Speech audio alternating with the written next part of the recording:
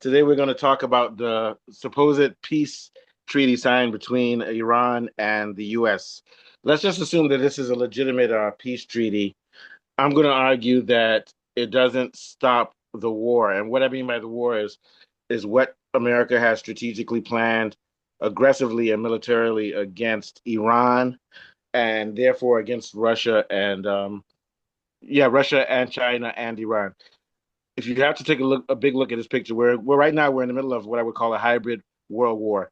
The U.S. is fighting Russia through Ukraine, and by fighting Russia through Ukraine, they're also fighting the alliance of Russia and China because Russia has natural gas and oil, which China is a big supplier of, and the U.S.'s ultimate goal is to choke China of oil and slow down the birth of their economy in order to keep the petrodollar coming in rising. So that's the reason they're also at war with Iran, is to once again control the oil in the Middle East, choke off China so that the petrodollar can still be the main denomination for currency when it comes to oil, since oil and gas are the most important energy source in the world. Now, you've also got what the U.S. did with Venezuela by taking over Venezuela, which is also a very big partner of China, Iran, and Russia. So when you look at it in terms of that, you'll realize that this treaty doesn't mean anything for one reason, because with this treaty that they've signed with Iran, you still have Israel continuing to attack Lebanon. And a lot of people will say, well, Lebanon is not Iran, so it's not a big deal. But if you attack Lebanon and you take over Lebanon along with Syria and Iraq, what you're doing is you're encircling Iran and making them more unstable. So what I'm going to argue is that even though the U.S. has signed a treaty with Iran, if this thing is really going to go through, the U.S. will step back and Israel will continue fighting Lebanon as well as Lebanon fighting them. And when I say Lebanon, I mean Hezbollah, which is the resistance. The resistance is Lebanon through Hezbollah, the Houthis in Yemen, and then fighter resistance groups in Syria and in Iraq that are fighting along with Iran to stop the spread of Israel. And a lot of people will say, well, what's the purpose of Israel in America's war? Israel is a white nation which was settled by Europeans who call themselves Jews, put in there by the British to slowly exterminate the Arab people and the Palestinians for one reason. And I think you know that reason, Alex. Why do you think Israel is there? And what work do you think they're doing for America?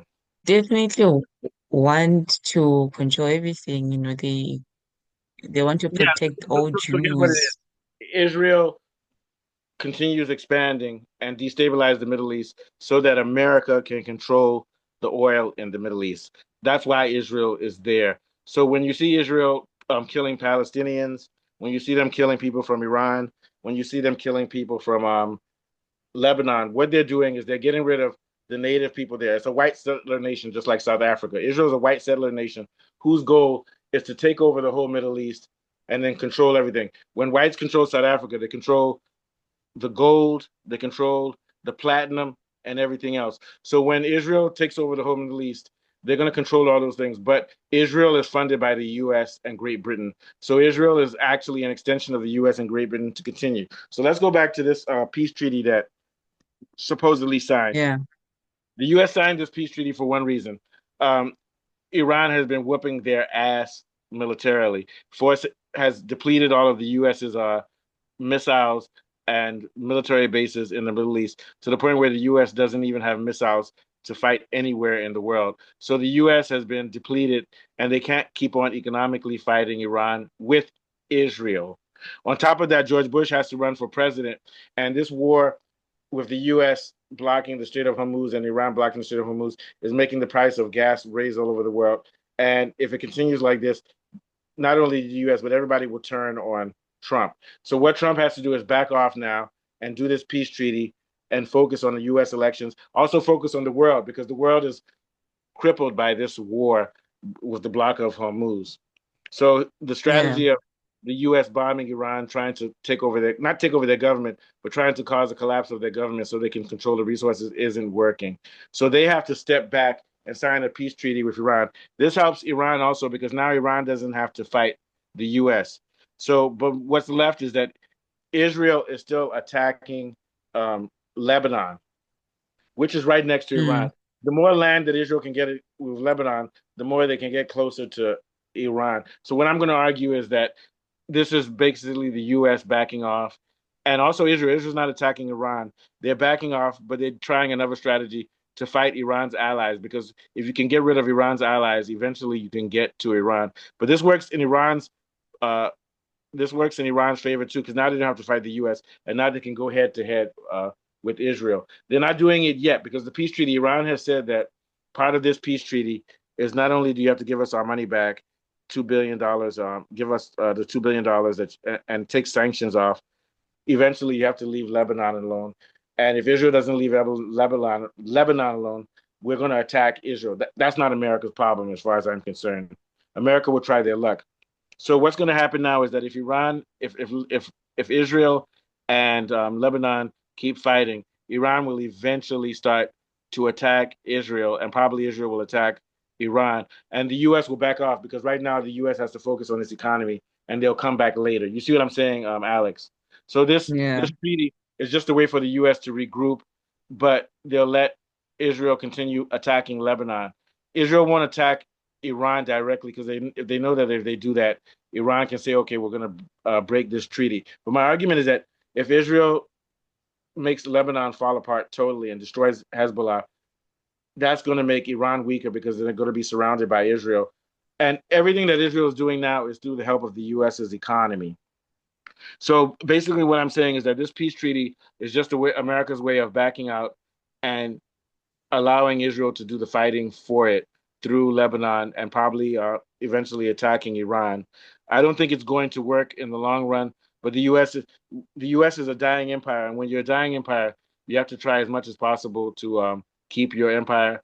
And the U.S.'s empire relies upon Iran being destabilized so they can control the oil there, so that the petrodollar can still be the most powerful thing in the world. Because once the petrodollar goes and BRICS is strong with the money from BRICS, the U.S. will have no more power. So right now, what the U.S. has to do is use Israel to do its dirty work.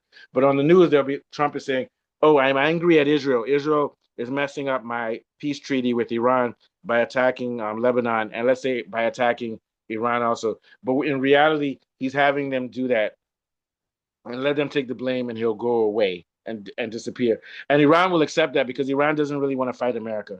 Because if you fight America, even if you don't lose, it'll be devastating for your people and your economy. You see what I'm saying, Alex? What are your thoughts? Yeah. Yeah. Yeah, like you're 100% right. This does not stop the war. Like this is a sideline war. The Yeah. United States doesn't want actual peace. They want a controlled, hyper-localized deadlock that keeps Yeah. their hands clean while their strategic objectives are completely secured. And Yep. Trump's real panic wasn't about the human cost in the sandbox, or it was about the fact that the Strait of Hormuz, like you said, was actively strangling the petrodollar system, and it was threatening the global dominance of the US dollar. And then when you, like you say, China, Russia, and the BRICS nations, which are aggressively pushing alternative non-dollar oil trades using the yen and stable coins. So Washington was looking into a financial abyss. So by forcing this bilateral truce, America is making a desperate defensive play to regain total command of global energy flows, you know? Yeah. And it's really funny because like we predicted this Oh, during yeah. the early I've been predicting stages this of for the weeks. war that Mhm. this was going to happen and what Trump might do, and he's doing exactly that. Even the blockade in Hormuz was helping the U.S. because as long as there's a blockade, it hurts China. But the problem that the US doesn't Yeah. realize is that it also hurts the US and it hurts Europe. Because when you block that area of the world, you can't, it's like the human body, you can't give your cancer to your arm and you think it won't cause cancer around your whole body. So what the US didn't anticipate was that by disrupting Iran, they were disrupting the whole world and disrupting themselves also. But the US's main goal is to keep Iran unstable because if Iran prospers, then they're going to be the most powerful force in the Middle East and they're going to be able to check Israel, and then the petrodollar will go away, and the yen and the BRICS money will come. So the U.S. tried everything possible. They bombed Iran. They killed children. They killed their leaders. They caused economic problems in that region, even though it caused problems for America. And because they were doing a war of attrition where it's causing me problems, but you'll give up first. But Iran is like, no, we'll never give up. Even if we die, everybody's going to die with us. So what the U.S. has to do is back off now and reduce the level of the war by just having Israel attack Lebanon. Because if you attack Lebanon, it's not as bad as attacking Iran. But if you can plan a long term, you can say, okay, after Lebanon's gone, we can now put weapons in Lebanon and face them towards Mm. Iran. And now we have Iran cornered. I don't think that's going to happen, but that's the U.S. is trying what they call Hail Mary. You know, Hail Mary is a last hour prayer. So the last hour prayer is that Mm. Israel can take down Lebanon eventually. And then maybe in 10 or 15 years, the U.S. will be strong enough to now go back and fight Iran, and they'll now have Lebanon. Is just, for example, let me give you an example. Let's say that white people take over Namibia. It's okay. Now we take over Yeah. Namibia. Namibia is South Africa's neighbor. Oh, no Now bees, yeah. it's yeah. Now Namibia is surrounded.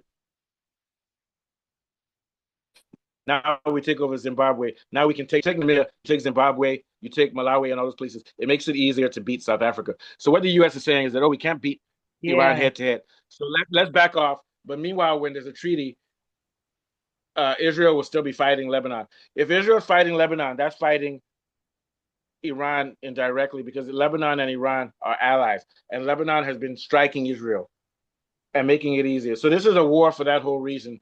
And to me, Israel is not controlling American policy. Israel is America's policeman in that area to try to expand and take all of their. The same way in America before the British came here, it was all Indians, Native Americans. Mm. Then the British sent people, they sent settlers, and then they say, oh, America is different from Britain. But no, America was doing Britain's work. So to me, Israel is America's Nazi in the Middle East, which is meant to kill everybody in Palestine, then kill everybody in Lebanon, then kill everybody in Iran, and then they can now try to take Iran because Iran is the big dog. But if they can take away all of Yeah. Iran's friends, yeah, but it's not going to happen. But that's what's happening. So now when the U.S.